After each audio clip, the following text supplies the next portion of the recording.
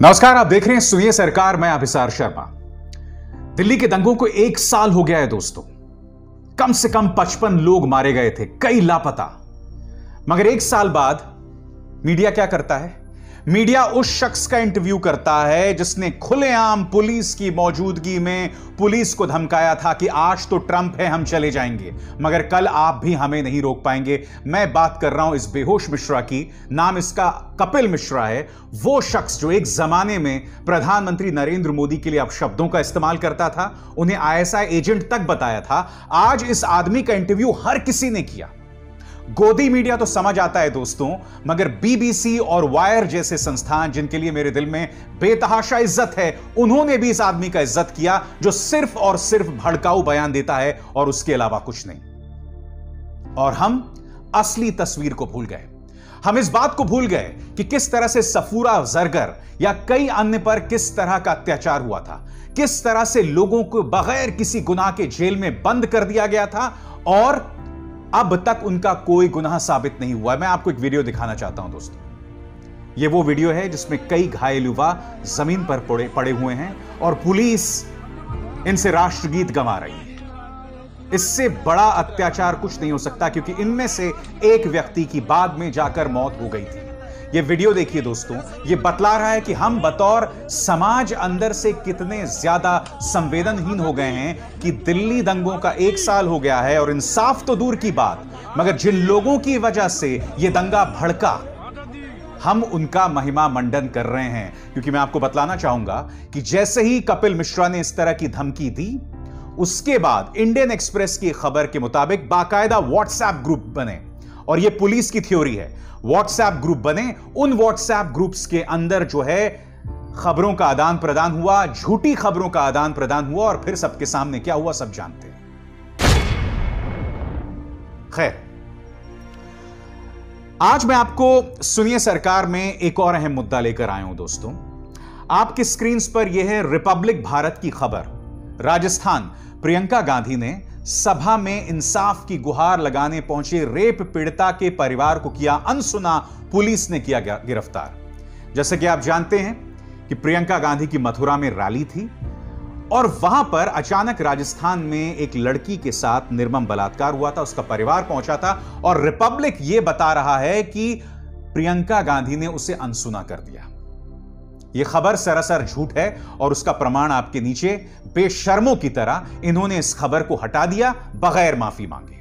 और हकीकत क्या है मैं आपको बताना चाहूंगा। यह तस्वीर देखिए दोस्तों।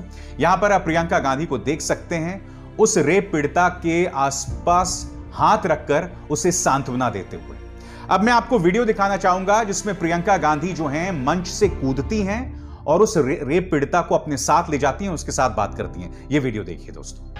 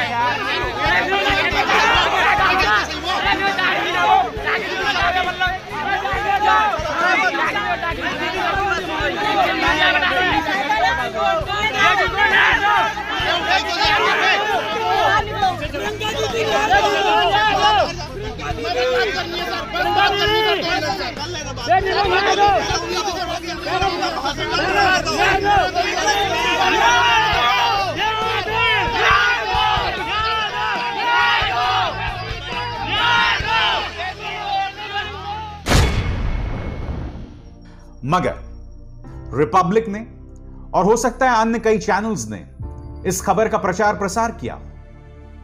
कहीं ना कहीं व्हाट्सएप में इतने छोटे छोटे क्लिप्स बन गए होंगे कि प्रियंका गांधी अंदर से कितनी संवेदनहीन है।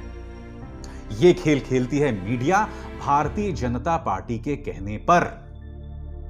और दूसरी तरफ जो लोग सुशांत सिंह राजपूत के लिए आंसू बहा रहे थे, जो लोग सुशांत सिंह राजपूत के लिए कह रहे थे कि भाई ये देश जो है ड्रग्स में फंसा हुआ है और युवाओं को उससे निकालना है, उन्होंने बहुत आसानी से इस खबर को नजरअंदाज कर दिया। खबर क्या है? खबर यह है कि बीजेपी युवा नेत्री पामेला गोस्वामी पकड़ी जाती हैं। उनके कार के अंदर 100 ग्राम कोकेन मिलता है। पुलिस के मुताबिक इसकी कीमत कम से कम 10 लाख रुपए है। और अब बड़ी खबर यह आ रही है, यह शख्स कैलाश विजयवर्गीय के एक साथी हैं, राकेश सिंह। ये राकेश सिंह, अब इनकी गिरफ्तारी हो गई है दोस्तों। मगर मीडिया ने इस खबर को पूरी तरह से नजरअंदाज कर दिया। मैं आपको वीडियो दिखाना चाहता हूं जिसमें पामेला गोस्वामी बाहर आती हैं और वो लगातार चीखती चिल्लाती हैं कि राकेश सिंह ने मुझे फंसाया, वो राकेश सिंह जो कैलाश विजयवर्गीय का सबसे करीबी है। देखिए वो वीडियो।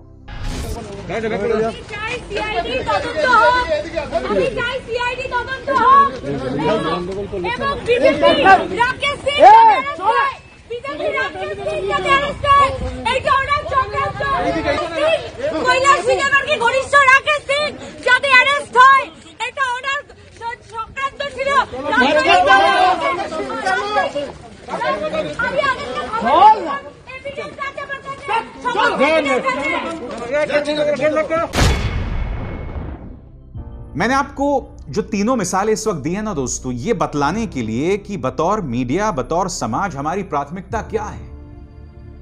पामेला गोस्वामी की कार से 100 ग्राम कोकेन मिलता है और जब वो पकड़ी जाती है तो वो टीएमसी पे आरोप नहीं लगाती है। वो आरोप किस पर लगाती है? कैलाश विजयवर्गीय के सबसे करीबी आदमी पर, और वही राकेश सिंह जो अब तक गिरफ्तार हो चुका है। मगर मैं आपसे पूछना चाहता हूं कि क्या आपने किसी भी मुख्य धारा के मीडिया चैनल में इस पर बहस होते देखा? यही पामेला गोस्वामी जिसकी मुकुल रॉय के साथ तस्वीर है, तेजस्वी सूर्या के साथ तस्वीर है, कैलाश विजयवर्गीय के साथ तो तस्वीर है ही। कल्पना कीजिए यही पामेला गोस्वामी अगर कांग्रेस में होती, टीएमसी में होती, तब। ये मिसालें, पिछली 2 मिसालें बता रही हैं कि बाकायदा मीडिया ने विपक्ष के खिलाफ एक सुपारी ले रखी है और उसके अंतर्गत वो जो है टारगेट कर रहे हैं विपक्ष को, झूठ का सहारा लेकर। एक और मिसाल 2 दिन पहले की ही बात है। पंजाब के स्थानीय निकाय चुनावों में कांग्रेस ने जबरदस्त जीत हासिल की थी। बीजेपी का तो सुपड़ा साफ हो गया था। अकाली दल के बुरे हाल थे। मैं आपसे पूछना चाहता हूं, कितने न्यूज चैनल्स ने इस पर डिबेट की थी? कितने न्यूज चैनल्स ने यह कहा था कि कहीं ना कहीं किसान जो है वो एक संदेश दे रहा है बीजेपी को? मगर कल क्या हुआ? कल गुजरात के स्थानीय निकाय चुनाव हुए। कांग्रेस का जो प्रदर्शन पिछली बार था उससे भी बदतर, सुपड़ा साफ हो गया कांग्रेस का, सुपड़ा साफ हो गया दोस्तों। मगर यह डिबेट हर न्यूज चैनल में हुई। यही नहीं, हमारे प्रधानमंत्री जो वैसे तो बड़े बड़े मुद्दों पर कभी ट्वीट नहीं करते हैं, जिसका ताल्लुक महिला सुरक्षा से हो, बेटी बचाओ से हो, उस पर कभी ट्वीट नहीं करेंगे। यह देखिए, गुजरात के स्थानीय चुनाव हुए, उस पर ट्वीट कर रहे हैं आपके सामने। गुजरात के कोने कोने में मिली ये जीत बहुत ही खास है। 2 दशकों से ज्यादा समय तक सत्ता में रहने वाली पार्टी के लिए इस प्रकार की शानदार जीत हासिल करना बेहद उल्लेखनीय है। समाज के सभी वर्गों, खासकर गुजरात के युवाओं का भाजपा को लगातार समर्थन अभिभूत करने वाला है। एक नहीं 2-2 ट्वीट। आगे भी देखिए, मैं बीजेपी के हर कार्यकर्ता के प्रयासों की सराहना करता हूं जिन्होंने पूरे राज्य में जन जन तक पहुंच रहे उन्हें पार्टी के विजन से अवगत कराया। इस तस्वीर में देखिए, अमित शाह विजय रूपाणी से मिल रहे हैं। मैं आपसे क्या पूछ रहा हूं कि जब भारतीय जनता पार्टी जीतती है तो उस पर तो मीडिया ताबड़तोड़ कवरेज करेगा, मगर दूसरी तरफ विपक्ष को लेकर झूठी खबरें चलाना, विपक्ष को अगर एक सफलता मिल जाए तो उसे पूरी तरह से नजरअंदाज कर देना। और इससे एक और मुद्दा जुड़ा हुआ है। देश के 2 ताकतवर शख्सियत, प्रधानमंत्री नरेंद्र मोदी और गृह मंत्री अमित शाह, ये दोनों जरूरी मुद्दों पर कब कब ट्वीट करते हैं, खासकर हमारे प्रधानमंत्री कब ट्वीट करते हैं, मैं आपसे जानना चाहता हूं। और क्या इस मुद्दे को लेकर हम कटघरे में रखते हैं अपने प्रधानमंत्री को और देश के गृह मंत्री को? नहीं रखते हैं दोस्तों। मैं जानता हूं इस देश का दुर्भाग्य है कि हमारे पास ऐसा बिका हुआ मीडिया है, ऐसा कमजोर विपक्ष है। बताइए, गुजरात के अंदर, अरे कम से कम पिछली बार जो आपने प्रदर्शन किया था उतना तो बरकरार रखते, मगर कांग्रेस का सुपड़ा साफ हो गया। सूरत में आप जानते हैं आम आदमी पार्टी ने इनसे बेहतर किया है। यह है हमारे मुख्य विपक्षी दल की हालत। यह देश का दुर्भाग्य है, यकीनन यह दुर्भाग्य है, क्योंकि कांग्रेस के अंदर इतनी रस्साकशी चल रही है। गुजरात में कोई प्लान नहीं, कहीं कोई प्लान नहीं। और यह अपने आप में दुख की बात इसलिए है क्योंकि यह देश की जनता के साथ नाइंसाफी है। उनके सामने विकल्पों की कमी बतलाया जाता है और इस प्रोपेगेंडा को कोई और नहीं, पूरी मीडिया चलाती है। और दूसरी तरफ भारतीय जनता पार्टी क्या करती है? शामली जाती है। संजीव बालियान के नेतृत्व में उनके जो समर्थक हैं वो किसानों की पिटाई करते हैं। मैं आपसे जानना चाहता हूं कितने न्यूज चैनल्स ने संजीव बालियान और उनके समर्थकों की इस हरकत पर जोर दिया था? ये इस महिला की आवाज सुनिए दोस्तों, वो बतला रही है कि उसके साथ किस तरह की नाइंसाफी हुई, किस तरह से उन्हें धमकाया जा रहा है। सुनिए। ये संजीव बालियान आया था, नारे बोल रहे थे, सब बाहर खड़े हुए, बाहर खड़े होकर फिर उन पर मारपीट पड़ी। इतने डंडे लेकर आए थे, कोई पिस्टल ले रहा था, कोई डंडे ले रहा था, कोई लैंटर वाली। किस वजह से आए थे? संजीव बालियान सुधीर प्रधान ने बुलाए थे। हाँ, 13वीं में आए होंगे, पर सुधीर प्रधान यहाँ देखे हमने। 13वीं किसका थी नो हमें पता नहीं, किसी का किसका आए थे। फिर ये हुआ हमारे बाहर यहाँ तक गाड़ी खड़ी हुई थी, यहाँ सब हिंगे तब नारे लगाते आए किसान यूनियन के। उनके लमडो ने सब ने दिखा इतने ठाड़े थे, इतने हथियार लेकर लिखड़े हुए। मतलब किसका पिस्टल लगाए, किसी का कुछ लगाए लाकर उन्होंने। कितने लोग पिटे हैं किसान? हाँ, कितने लोग पिटे? 4 लोग तो मेरे यहाँ लुके, मैंने जान बचाई उनके यहाँ से। यहाँ हमारे क्वाड भी सब तोड़ फोड़ रखे। पीटने वाले कौन लोग थे? पीटने वाले संजीव बालियान के लोग थे, जो उसके गाड़ी में तो लिकड़ कर हथियार लेकर आए हुए। कोई फट्टी ले रहा था, कोई टंडे ले रहा था, कोई कैसे ले रहा था, और सब कोई कट्टा ले रहा था। सबके सिर फोड़ते चले गए। पुलिस वालों ने नहीं रोका? पुलिस वाले साथ थे, 3 पुलिस वाले ने हमारे क्वाड तोड़े आकर। पुलिस वालों ने 3 नाक का क्वाड तोड़े हमारे। जो एक नहीं फेंक दी मैं, फिर दूसरा का मट गया। हाँ, मेरी गाल भी मारपीट हुई। जब मैं फेंक कर मार दी तो मारपीट नहीं हुई मेरी गाल। ये हाँ संजीव बालियान के आदमी, ऐसे ही हो संजीव बालियान। क्या चाहते हो, क्या होना चाहिए इस पूरे मामले? इंसाफ होना चाहे। मेरे घर पर क्यों करके गया ऐसा में? कल को फिर आऊंगे यहाँ से नू थोड़ा संजीव बालियान वो विधायक हो गया, मंत्री हो गया, अपनी खातर महल लिया हो गया, गरीब आदमियों के लिया। धमकी बताई जा रही है, धमकी मिल रही है। हाँ, धमकी मिली, फिर भी क्या उन्होंने तो। अब फिर देखेंगे हम नू के हम जाना किस नाम जाना, कितने कुत्ते ले रहे थे साथ में, कैसे थे।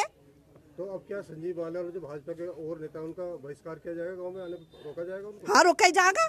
ये तो गाँव वाले साथ नहीं है, नहीं यही तो टीम बढ़ाते हैं उनकी। कोई मेरे साथ होती, यहाँ कोई आई तो नहीं जाती। तो जब देखते हम यहाँ से, जब देखते हम सबको फिट करके भेजते हैं यहाँ तक। एक केली होती, मैं केली ने तो इतने अड़चन उड़ाई, इतने आदमी रोके हम ना। क्या सांसद के खिलाफ अब महिलाएं मोर्चा खोलेंगी? वो तो महिला बताऊंगी सब। आज मैं आपसे पूछना चाहता हूं कितने न्यूज चैनल्स ने इसकी चर्चा की? नहीं की।